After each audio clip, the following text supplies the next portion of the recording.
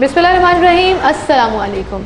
ईद मुबारक। आप सबको बहुत बहुत बहुत दिल दुखी है ये ईद मुबारक कहते हुए, लेकिन जिसे कहते हैं ना कि एक इस्लामी त्यौहार है और आप जो हैं इसको बेशक सादगी से मनाएं, लेकिन ईद की मुबारक देना भी सब आपके ज़ुम्मे में आता है। मैं हूँ आपके साथ सीमल हाशमी और मेरे साथ हैं अबू सलमान। अस्सलाम वालेकुम आप सबको, और आपको मेरी तरफ से हमारी सिटी न्यूज़ नेटवर्क की जानिब से ईद मुबारक। और जिस तरह सीमल आपने जिक्र किया कि बड़ा भारी गुजरा रमज़ान भी कोरोना क्राइसिस की वजह से पहले तो, और उसके बाद जो हादसा हुआ 28वें रमज़ान को, बहुत ही इंतहाई अफसोसनाक हादसा था जिसमें बहुत कीमती जानें चली गई। उसमें हमारे 24 न्यूज़ के प्रोग्रामिंग हेड अंसार नकवी साहब भी शहीद हो गए। तो हम उनके लिए दुआ करते हैं और इसके साथ साथ उनकी तमाम फैमिली को सब्र आए ये भी दुआ करेंगे। जितने भी इस हादसे में शहीद हुए उनकी फैमिलीज़ के लिए भी हम दुआ करते हैं। बिल्कुल। और कितनों की ईदें उजड़ गईं, कितनों की दुनिया वीरान हो गई, लेकिन हम सब क्या कर सकते हैं? सिर्फ दुआ कर सकते हैं कि अल्लाह ताला जाने वालों के दर्जात बुलंद करे और जो फैमिलीज़ पीछे रह गई हैं उनको सब्र जमील अता करे। आमीन। लेकिन वो एक सेइंग जिसको मैं आज सारे रास्ते सोचती हुई आई, जो कहा जाता है the show must go on, क्यों कहा जाता है? आज रियलाइज़ हो रहा है कि ज़िंदगी चलती रहती है, सब चीज़ें चलती रहती हैं, जाने वाले सिर्फ चले जाते हैं। खैर, प्रोग्राम का सिलसिला हम आगे बढ़ाएंगे। कोरोना के हवाले से ऑलरेडी बहुत सी परेशानियाँ, बहुत से प्रॉब्लम्स जो हैं, वो चाहे इकनॉमिकली हैं, वो चाहे घर के फाइनेंशियली हैं, वो चाहे खुराक के हवाले से हैं, वो चाहे राशन के हवाले से हैं, बहुत से लोग मुख्तलिफ स्टेजेस पर उस चीज़ को फेस कर रहे हैं। तो वैसे ही ये ईद बहुत सादगी से मनाई जाना थी, लेकिन ऐसे में जो लोग आपके लिए खिदमत के लिए मामूर हैं वो किसी भी ज़ुमरे में हो सकते हैं। वो जर्नलिस्ट भी हो सकते हैं, वो डॉक्टर्स भी हो सकते हैं, वो किसी फोर्सेस हैं, आर्म फोर्सेस हैं, वो किसी NGO से रिलेटेड भी हो सकते हैं, जो लोगों का दर्द रखते हैं और इंसानियत के लिए काम कर रहे हैं। बिल्कुल ठीक, बिल्कुल ठीक। सो हमने सोचा कि उनसे आपकी मुलाकात भी कराएं और जानें कि वो इस बारे में क्या ख्याल आते हैं। बिल्कुल। और जो हमारे साथ आज गेस्ट मौजूद हैं हमारे साथ गुफ्तगू करने के लिए ईद के दिन के मौके पर, सबसे पहले मैं तारुफ़ कराना चाहूँगा अखुवत फाउंडेशन के फाउंडर डॉक्टर अमजद साकिब साहब, उनके साथ डॉक्टर सहर चावला मौजूद हैं और डॉक्टर अरूबा मौजूद हैं। ईद मुबारक। ईद मुबारक। दिल बहुत दुखी है। बिल्कुल। डॉक्टर साहब आपसे शुरू करेंगे डॉक्टर अमजद, लेकिन ऐसे मौका पर वो जो जैसे मैं भी बोल रही थी कि ज़िंदगी तो बस चलती रहती है, क्या कहना चाहेंगे आप? ये ईद बहुत ऐसा ही है। देखें, ज़िंदगी अपनी तमाम तर दुख के बावजूद आगे बढ़ती है। बेशक मायूसियाँ भी आती हैं, कुछ अलमनाक लम्हे भी आते हैं, हम अपने अजीज़ों को खो देते हैं, लेकिन बहरहाल एक नया लम्हा हमारा मुंतज़र होता है। सही बात। ज़िंदगी ने तो आगे चलना है। सदमा है, फिर वक्त के साथ साथ वो जो ज़ख्म है वो मुंदमिल भी होने लगते हैं। अल्लाह ताला जो है वो हिम्मत भी देता है सदमे को बर्दाश्त करने की। तो ये ऐसा ही सिलसिला है कि इसके बारे में कुछ कहा नहीं जा सकता। जितने ये जो हादसा हुआ है जो 2 दिन पहले, इसमें बहुत से लोगों को मैं जानता था, लेकिन 2 इनमें से लोग ऐसे थे जिनको मैं बहुत करीब से जानता था। अच्छा जी। और उसमें इत्तेफाक ये कि एक अल्लाह के पास पहुंच गए और एक बच गए। अच्छा। मेरा इशारा ज़फ़र मसूद साहब की तरफ है, जो बैंक ऑफ पंजाब के प्रेसिडेंट हैं। जी जी। उनको मैंने 2-3 घंटे की मेरी तफसीली मुलाकात हुई चंद दिन पहले, तो मैंने उनको ज़िंदगी से भरपूर पाया। और अल्लाह ताला ने उनसे कुछ काम लेना है तो उनको ज़िंदगी दे दी। और मौजूदी तौर पर सिर्फ 2 जानें जो हैं अल्लाह ताला ने बचाई हैं। और वाकई आपकी बात बिल्कुल ठीक है कि बहुत ही मैं तो बड़ा शुक्र अदा करता हूँ कि जहाँ बाकियों के दर्जात की बुलंदी के लिए दुआ की जाती है। और दूसरे साहब वो खालिद शेरदिल, वो हमारे सिविल सर्विस के, तो वो मेरे जूनियर थे। Such a brilliant और बहुत ज़्यादा उनकी मतलब खूबसूरत, नौजवान और एक आइडियलिज्म वाले, एक बेहतरीन एंटरप्रेन्योरियल माइंडसेट और बेपनाह खूबियाँ थी। उनके वालिद भी सिविल सर्वेंट थे। बिल्कुल। और वो चीफ सेक्रेटरी रहे पंजाब के, और मुझे उनके साथ काम करने का भी एजाज़ हासिल था। डॉक्टर अमजद, वो कहते हैं ना कि every person has got their own stories, पूरी फैमिलीज़ की स्टोरीज़। और उसके बाद जब ये हादसा हो जाता है, डॉक्टर अरूबा आपकी तरफ में आऊँगी, उसके बाद एक कड़ा इम्तिहान डॉक्टर्स का शुरू हो जाता है हॉस्पिटल्स में। बिल्कुल। Although it was in Karachi but still आपने देखा होगा अपनी लाइफ में भी बहुत से ऑलरेडी आप कोरोना क्राइसिस से निपट रहे हैं, ऑब्वियसली कोरोना क्राइसिस भी चल रहा है। What do you want to say about it, आप क्या कहना चाहेंगे?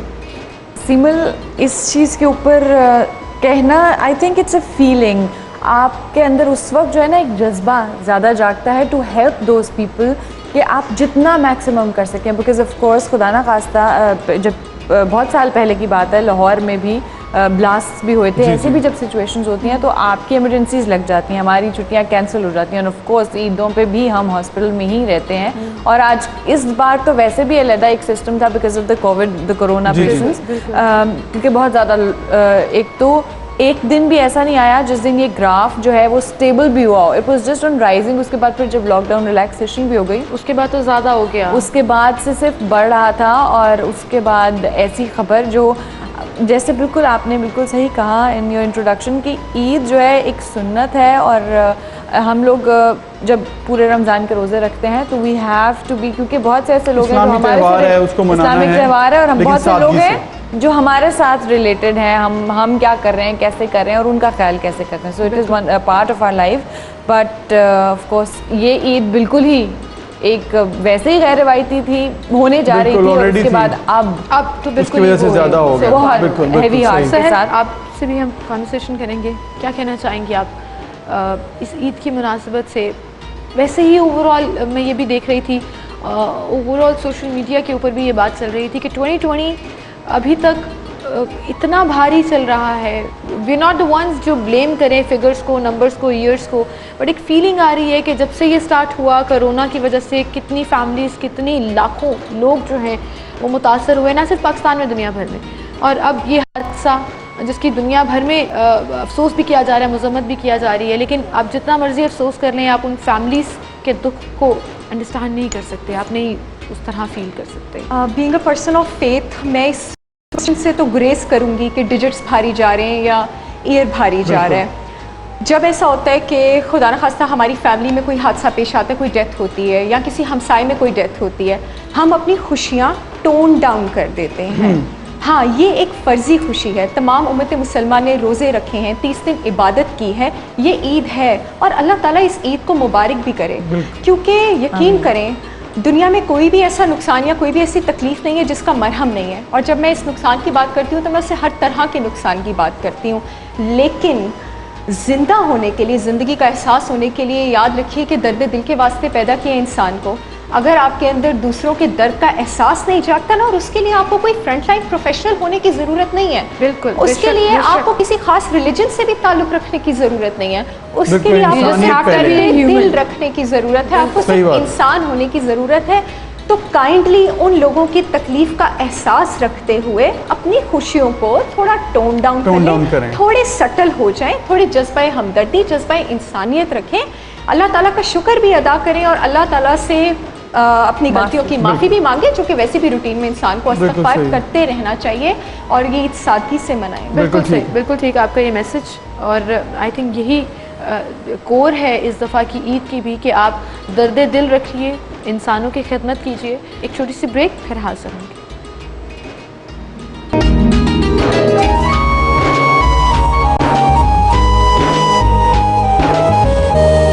आप यहाँ पर हैं। मैं एक बात की बहुत तबलीग करती हूँ। मैं जेंडर रोल्स में बिलीव करती हूँ। देर आर सम रोल्स जो कि एक औरत के लिए मुख्तस हैं, देर आर फ्यू रोल्स जो कि एक मर्द के लिए मुख्तस हैं। तो मेरा ऐसा मानना है कि एक कामयाब खातून वो होती हैं जो कि प्रोफेशनल घर से बाहर होती हैं और घर के अंदर वो प्रोफेशनल नहीं होती हैं। घर के अंदर उनको अल्लाह ताला की तरफ से जो भी डेजिग्नेशन असाइंड है, चाहे वो माँ की डेजिग्नेशन है, बेटी की डेजिग्नेशन है, बहन की डेजिग्नेशन है, बीवी की डेजिग्नेशन है, अगर घर के अंदर वो सिर्फ अपनी डेजिग्नेशन वाला रोल प्ले करती हैं और अपनी प्रोफेशनल रोल प्ले नहीं करती हैं तो वो कामयाब हैं। तो I think I wrapped my answer in this simple foil कि घर के अंदर मैं सिर्फ घर की डेजिग्नेशन प्ले करती हूँ। So this makes things very easy for me. लेकिन आपने एडवाइस तो आपने बड़ी अच्छी दी और बात भी आपने बड़ी सही की लेकिन साथ चूँकि आज ईद का दिन है और लोग आज घरों पे ना पकवान नए नए तैयार करेंगे, पूरा रमज़ान अपने बड़े बोझ लेके अब आज ईद का स्टार्ट उन्होंने किया होना है, तो थोड़ा एडवाइस कर दें कि ईद के दिन किस तरह से एकदम वापस रूटीन में आ रहे होते हैं तो कैसे आना चाहिए? अच्छा, ये मज़े की बात है कि हमारे लास्ट टॉपिक से कोरिलेट भी कर रहे हैं। इंसुलिन पे काफ़ी कसीदा पड़ा था मैंने लास्ट टाइम। जी जी। सो मैंने आपको ये बताया था ऑडियंसेस को कि इंसुलिन के लेवल्स बिल्कुल ड्रॉप कर जाते हैं रमज़ान में। अब हमारी बॉडी को आदत नहीं है 12-14 घंटे से पहले खाना कंज्यूम करने की, तो खुदारा अपने 3 टाइम की मील पर या अपने 5 या 6 टाइम की मील पर स्लोली और ग्रेजुअली आए। और उसका आसान तरीका ये है कि नेक्स्ट 1 महीने के लिए इंटरमिटेंट फास्टिंग हफ्ते में 3 बार प्रैक्टिस करें। अच्छा। इससे आपकी यानी रोज़ा हफ्ते में 3 बार रखें, to put it into simple words. इससे जो आपका मेटाबॉलिज्म और डाइजेस्टिव सिस्टम है वो अपसेट नहीं होगा और एकदम से 3 बड़ी मुश्किल टास्क दे दी वैसे आज लोगों ने। रोजे 30 रमज़ान रखने उसके बाद फिर हफ्ते में 3 दिन। अभी वैसे शवाल के रोजे भी इसीलिए आते हैं साथ साथ। Yes, there she put it. तो this is very easy. This is very healthy. रोज़ा इसलिए कहा जाता है कि आपके जिस्म की ज़कात है, it's very healthy for your. आपको सहरी ज़रूर करनी है, ये एक चीज़ आती है जो हम 8 पैरा रोज़ा रख लेते हैं, 8 पैरा रोज़ा रख लेते हैं, पानी के ग्लास से रख लेते हैं, वो नहीं सही लेकिन होता। कुछ ना कुछ सहरी में डाइटिंग ज़रूर कॉन्शियस करना। बहुत ज़्यादा ना, कुछ ख़वातीन वैसी ना, मतलब मेरी वाइफ है वो भी दरमियान में पानी पी के रख लिया। मैंने कहा ये हेल्दी चीज़ नहीं है, सहरी करनी चाहिए, बिल्कुल भी हेल्दी नहीं है। पानी पी के रोज़ा रखना इफ्तारी में जो हमने एक अपना वो बना लिया कि फ़र्ज है जितनी फ्राइड ऑयल समोसे पकौड़े खाने हैं, दैट इज़ नॉट नेसेसरी। बेशक डिनर सिंपल करें, डायरेक्ट डिनर कर लें, एक छोटा सा कर लें, मील लें। और लोगों ने ना उल्टा साइकिल बना के, वो आई डोंट नो साइकोलॉजिकल है या क्या, कि रात भर खाते रहो और सहरी में कुछ सहरी जरूर करें क्योंकि आपने सारा दिन गुजारना है। चलिए आगे के रमज़ान में ये टिप जो है ना वो बड़ी कारआमद साबित होगी। डॉक्टर अमजद, आपको हम शामिल करेंगे। और ये जो अभी हम बात कर रहे थे कि एक तो लोगों की जनरली बात कर रहे थे, लेकिन इस रमज़ान में ख़ास तौर पर एक बहुत बड़ा चैलेंज था आप जैसी फाउंडेशंस के लिए, आप जैसी NGOs के लिए, जहाँ लोगों को राशन पहुँचाना था, लोगों के घरों में खाना प्रोवाइड करना था। हम सबकी एक कॉमन दुआ बन गई हुई थी कि अल्लाह ताला कोई भूखा ना सोए, अपने घर में कोई भूखा ना सोए। और आप जैसे हीरोज़ हैं जो एक्चुअली काम कर रहे थे इस चीज़ को मेक श्योर करने के लिए। कितना बड़ा चैलेंज है ये तो बहुत बड़ी बात कही आपने कि हम में से हर शख्स के अंदर अगर ये इरादा और अज़्म और जज्बा आ जाए कि कोई और शख्स भूखा ना रहे तो फिर तो सारे मसाइल ख़त्म हो जाएंगे। तो हमने भी जब कोरोना का आगाज़ हुआ तो हमने भी यही कहा कि सिर्फ हुकूमत ये काम नहीं कर सकती, सिर्फ NGO से काम नहीं कर सकती, जब तक कि हर शख्स अपनी ज़िम्मेदारी महसूस ना करे। तो हमने एक थोड़ी सी तहरीक शुरू करने की कोशिश की कि हमसाया अपने हमसाए का ख्याल रखे।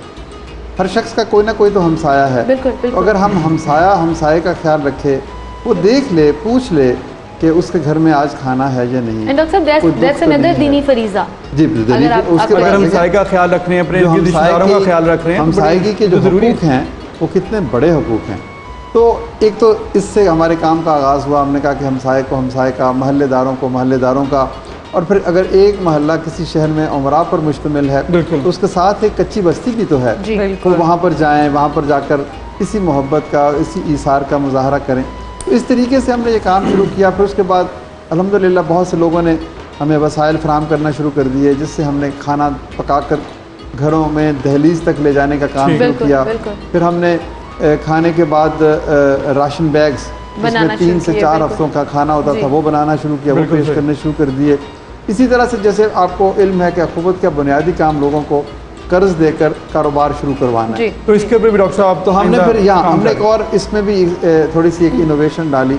हमने कहा कि वो लोग जिनके कारोबार बंद हो गए हैं और वो राशन बैग लेने के लिए लाइन में लगना नहीं चाहते, तो उनको हम थोड़ा सा कर्ज दे दें। डॉक्टर साहब, ये मेरे ख्याल में ये जो आपकी काविशें हैं, इंसानी की खिदमत जिस तरह से आप कर रहे हैं, अल्लाह ताला आपको और कामयाब करे। इस पर हमने मज़ीद भी बात करनी है कि किस तरह से लोगों ने आपको रिस्पॉन्ड किया ड्यूरिंग रमज़ान और कोरोना क्राइसिस, इस पर भी हमने बात करनी है एक ब्रेक के बाद। नाज़रीन, एक ब्रेक लेते हैं, फिर मिलते हैं।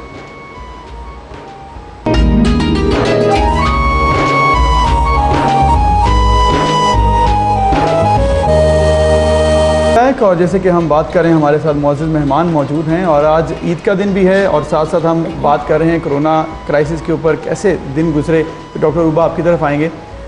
काफ़ी मुश्किल थे डॉक्टर्स के लिए भी ये दिन, क्योंकि हर हॉस्पिटल में एक एमरजेंसी थी।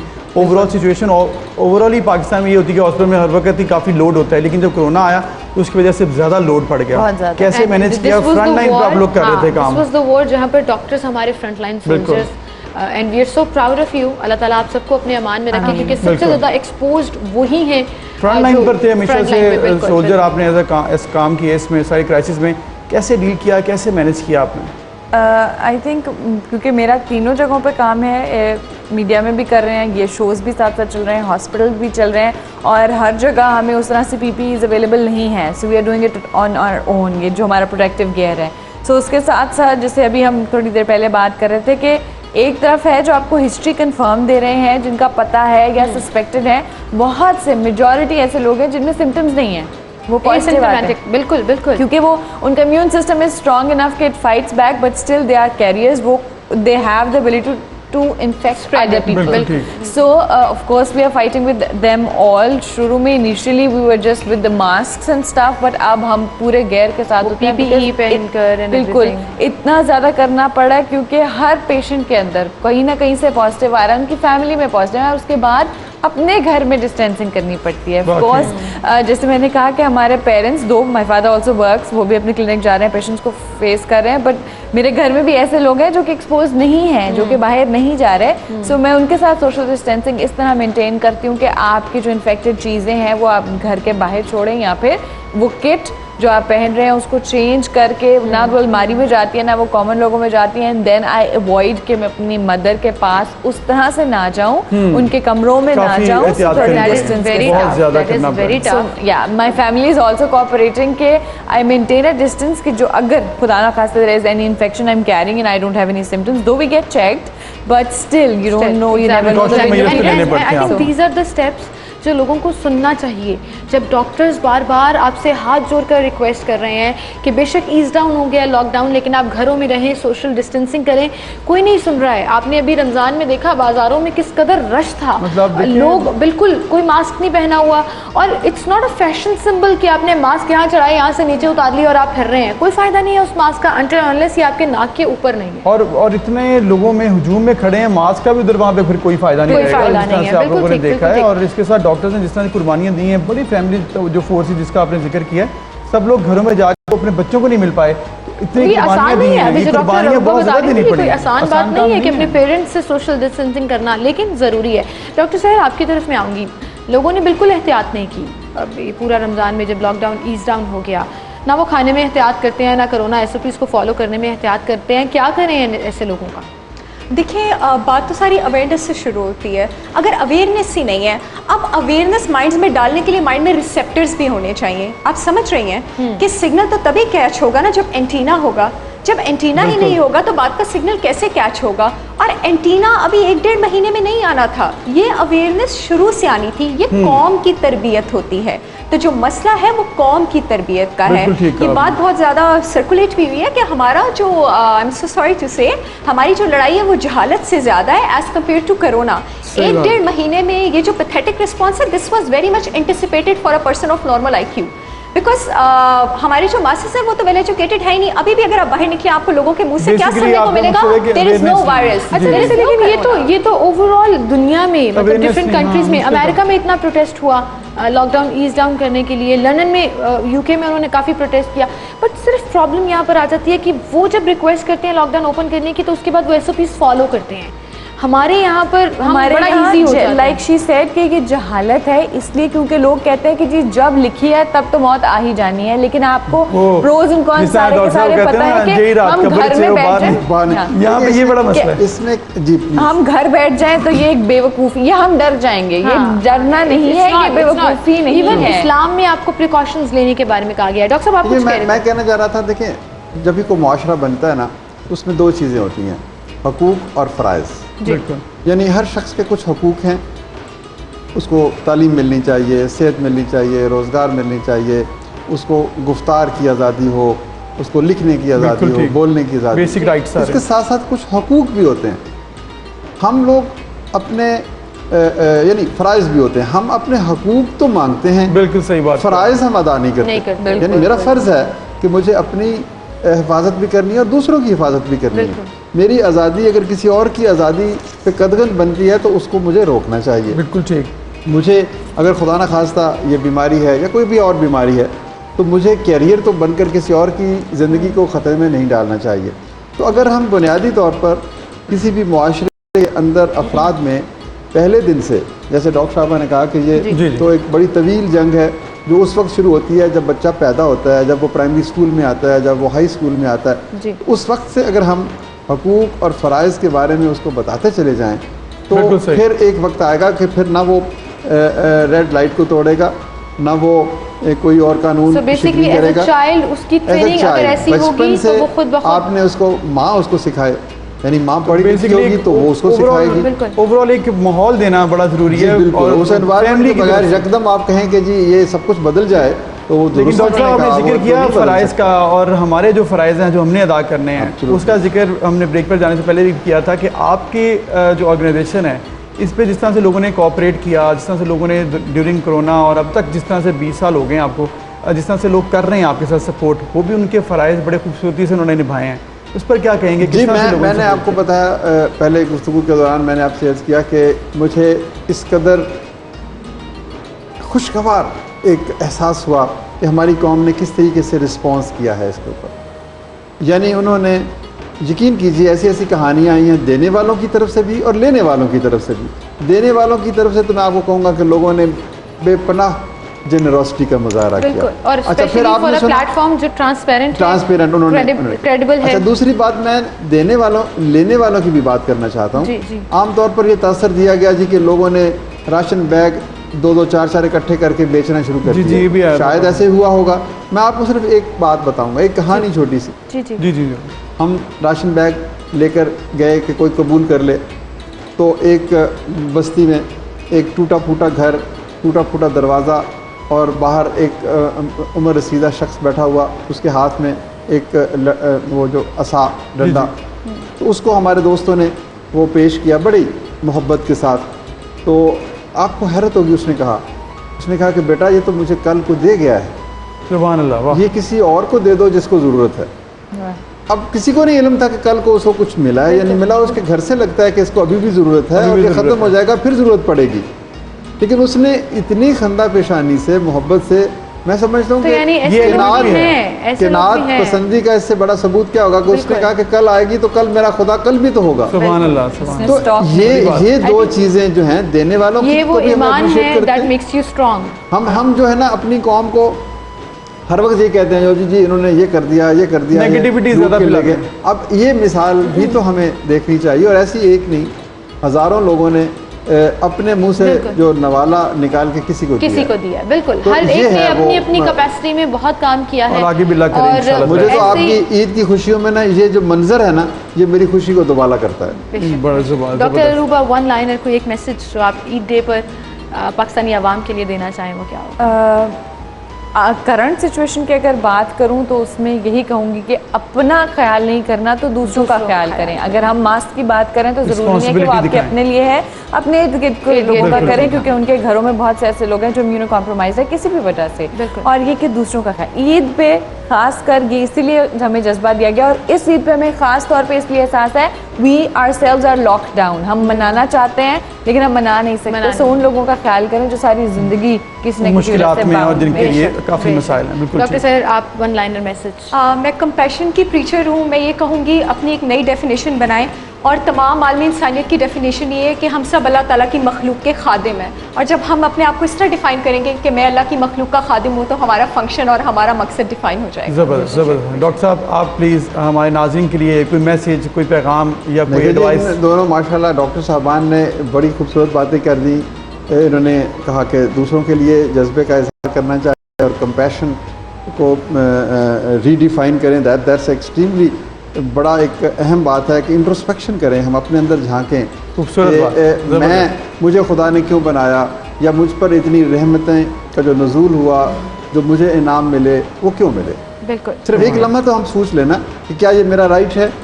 मुझ पर जो कुछ अल्लाह ताला ने रहमतें नाजिल की हैं, मुझे इल्म दिया, मुझे मर्तबा दिया, दौलत दी, घर दिया, दोस्त दिए। बिल्कुल, I think now is the time कि हमें सेल्फ रियलाइज भी करना है कि हम हमारा पर्पस क्या है। Beautiful messages by all three of you, thank you so much Thank for you ji, coming. बहुत शुक्रिया आपका। आप अपनी अपनी स्पॉट में रहते हुए लोगों की खिदमत करते रहिए और इस तरह लोगों को इंस्पायर भी करते रहिए। Thank you so much for thank you ji, बहुत शुक्रिया आप Thank सबका। you so और हम दुआ करते हैं कि आइंदा आने वाली जितनी भी ईदें, जितने भी दिन हैं, वो खूबसूरत गुजरें पाकिस्तान से, इस तरह से कुदरती आफात से, और जो दूसरा ये हादसा होते हैं इससे भी पाकिस्तानी कौम बची रहे, पूरी दुनिया आमीन। बचे। हम सबको मिलकर दुआ करनी चाहिए अपनी खैरियत के लिए, अपने मुल्क की खैरियत के लिए। बिल्कुल, फिर मुलाकात होगी आपसे, अपना ख्याल रखिए।